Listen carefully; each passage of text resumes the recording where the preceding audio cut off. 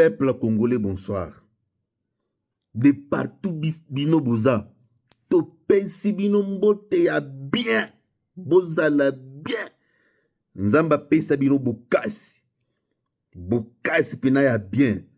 Lelo eza le 17 décembre 2025. Tozongi lisusu awo. Aoza pourquoi? Ba 19, ba 22 heures déjà. Tozongi. Tozongi po topesela yo information ba manipulaka yo te. Baya kopeso biloko lukuta te. Oza na mama na information. Lelo.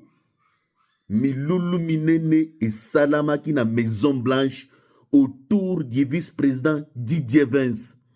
C'était quelle réunion?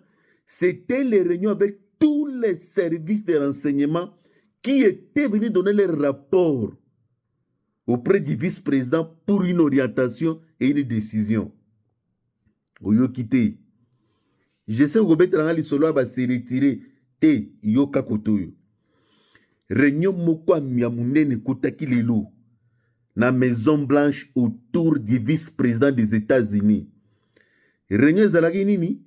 Les services de renseignement oyo bapesaki mission ya kolandela ligne de communication ya président Kagame na ya Fachi.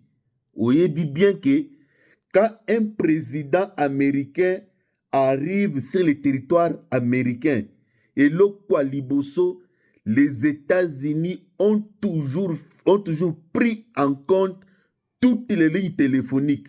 C'est que bakomi ko vérifier communication na à la minute.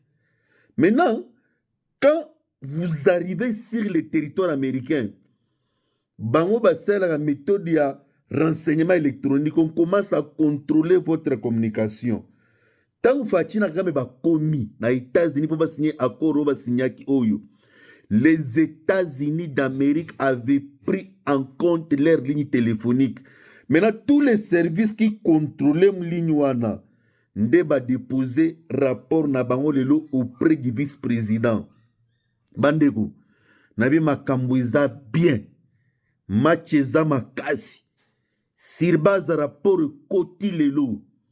Nabi soukino après 4, 5, 6 ou 7 jours.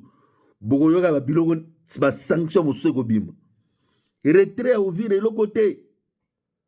Bokoyoka biloko kotoka sanction.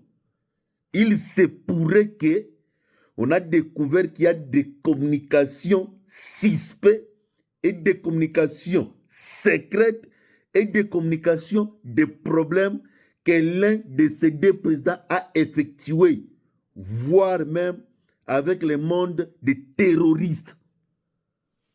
Oyo kite. Selon ma premier élément, toujours dans la réunion Salami Lelo, il se pourrait qu'entre Fatina Kagame et sa président Moko a communiqué na ba terroriste, a communiqué na bateau américain balingagate. Je vous épargne de ces éléments-là. Alors, Tchanasi. Ce qui veut dire que tu vois DJ Vance, c'est pas quelqu'un qui blague. Lui, c'est tic-au-tac. Ce sont des.